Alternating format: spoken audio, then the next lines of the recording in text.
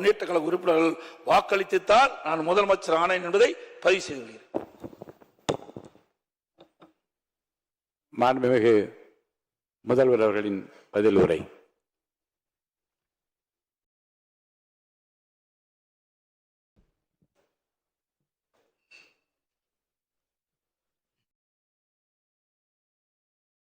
மாண்புமிகு பேரவைத் தலைவர் அவர்களே, திரு சி. ஜோசப் விஜய் அவர்களை முதலமைச்சராக கொண்ட அமைச்சரவை மீது இப்பேரவை தனது நம்பிக்கையை தெரிவிக்கிறது என நான் மொழிந்துள்ள அரசினர் தீர்மானத்தின் மீது அனைத்து கட்சிகளை சார்ந்த மாண்புமிகு உறுப்பினர்கள் தங்களது கருத்துக்களை தெரிவித்து தீர்மானத்தை ஆதரித்தும் எதிர்த்தும் உரையாற்றியுள்ளனர். உரையாற்றிய உறுப்பினர்கள் அனைவருக்கும் என்னுடைய நன்றியை முதற்கண் தெரிவித்துக் கொள்கிறேன்.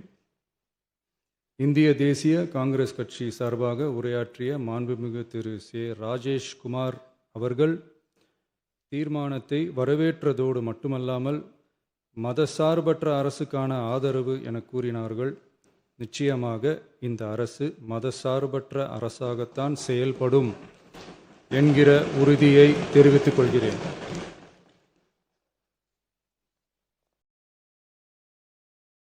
அடுத்து உரையாற்றிய இந்திய கம்யூனிஸ்ட் கட்சி மார்க்சிஸ்ட் கட்சி சார்பாக உரையாற்றிய திரு ஆர். செல்லசுவாமி அவர்கள் இந்த தீர்மானத்தை வரவேற்று முழுமையான ஆதரவு தெரிவித்துள்ளார்கள். விடுதலை சிறுத்தைகள் கட்சி சார்பாக உரையாற்றிய மாண்புமிகு உறுப்பினர் திரு வன்னி அரசு அவர்கள் உரையாற்றுகையில் நம்பிக்கை வாக்கெடுப்பில் வெற்றி பெற்று இந்த அரசு 5 ஆண்டுகள் தொடரும் என நம்பிக்கை தெரிவித்தமைக்கு என்னுடைய நன்றியை தெரிவித்துக் கொள்கிறேன். ஆதரிப்பவர்களுக்கு மட்டுமான அரசல்ல, எதிர்ப்பவர்களுக்கான அரசும் இது என சுட்டிக்காட்டியமைக்கு எனது நன்றியை தெரிவித்துக் கொள்கிறேன். முந்தைய அரசுகளால் கொண்டு வரப்பட்ட முக்கிய மக்கள் நலத்திட்டங்கள் தொடரும் என்ற உறுதியை தெரிவித்துக் கொள்கிறேன். இந்திய யூனியன் முஸ்லீம் லீக் கட்சியின் சார்பாக உரையாற்றிய மாண்புமிகு திரு ஆமு ஷாஜகான் அவர்கள் தீர்மானத்தை வரவேற்று வரலாற்று சாதனை இந்த அரசு படைக்கும் என வாழ்த்தியுள்ளார்கள். மாண்புமிகு உறுப்பினர் திரு எஸ். காமராஜ் அவர்கள் தீர்மானத்தை வரவேற்று உரையாற்றியுள்ளார்கள். இந்திய கம்யூனிஸ்ட் கட்சி சார்பாக உரையாற்றிய மாண்புமிகு திரு ராமச்சந்திரன் அவர்கள் தீர்மானத்தை வரவேற்று பேசியுள்ளார்கள். தேசிய முற்போக்கு திராவிட கழகத்தின் சார்பாக உரையாற்றிய மாண்புமிகு உறுப்பினர் திருமதி பிரேமலதா விஜயகாந்த் அவர்கள் உரையாற்றுகையில் எதிர்கட்சிகளை எதிரி கட்சிகளாக நினைக்காமல் எங்கள் அரசு செயல்படுவது குறித்து குறிப்பிட்டு வாழ்த்து தெரிவித்தமைக்கு என்னுடைய நன்றி.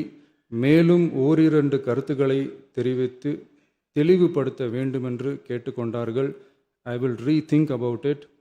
தமிழ்நாட்டை ஆண்ட பல்வேறு கட்சிகளை சார்ந்த அரசுகள் இந்த நாட்டு மக்களின் நலனை முன்னிலைப்படுத்தி தீட்டிய திட்டங்கள் சமூக நீதிக்கு முன்னுதாரணமாக திகழ்ந்து நிறைவேற்றப்பட்ட சட்டங்கள் எங்கள் கட்சியின் கொள்கை தலைவர்களின் எண்ணங்கள் என இவற்றை மனதிலே கொண்டு எங்களுடைய ஆட்சி நடைபெறும் என்கிற உறுதியை மட்டும் தெரிவித்துக் கொள்கிறேன். பாரதிய ஜனதா கட்சி சார்பாக பேசிய திரு எம். போஜராஜன் அவர்கள் நடுநிலை வகிப்பதாக தெரிவித்து உரையாற்றியுள்ளார்கள்.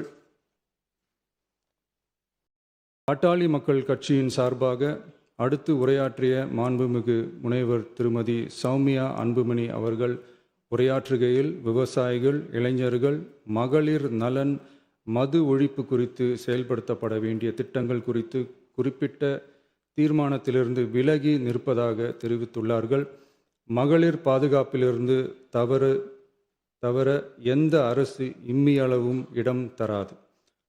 அடுத்து உரையாற்றிய மாண்புமிகு திரு மு. தமிழன் அன்சாரி, மாண்புமிகு திரு கே. நித்யானந்தன், மாண்புமிகு முனைவர் எம்.எச். ஜவாஹிருல்லா, மாண்புமிகு திரு எடப்பாடி கே. பழனிசாமி அவர்கள் மற்றும் ஆகியோர் உரையாற்றுகையில் தீர்மானத்தை எதிர்த்து உரையாற்றியுள்ளார்கள். எதிர்க்கட்சி தலைவர் வெளிநடப்பு செய்துவிட்டார்கள். மாண்புமிகு திரு எஸ்.பி. வேலுமணி அவர்கள் தீர்மானத்தை ஆதரித்து உரையாற்றியுள்ளார்கள். குதிரை பேரத்தில் எமது அரசு ஈடுபடுகிறது என்று கருத்தை தெரிவித்த மாண்புமிகு உறுப்பினர் அவர்களுக்கு நான் ஒன்றை மட்டும் சொல்லிக்கொள்கிறேன். இந்த அரசு குதிரை வேகத்தில் செயல்படுகிற அரசே தவிர குதிரை பேரத்தில் ஈடுபடுகிற அரசு இல்லை என்பதை ஆணித்தரமாக தெரிவித்துக் கொள்கிறேன்.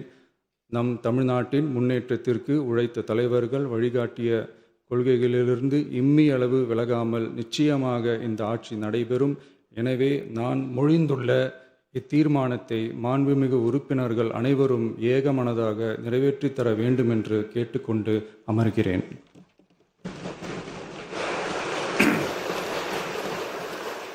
அரசினர் தீர்மானத்தின் மீது இப்போது வாக்கெடுப்பு.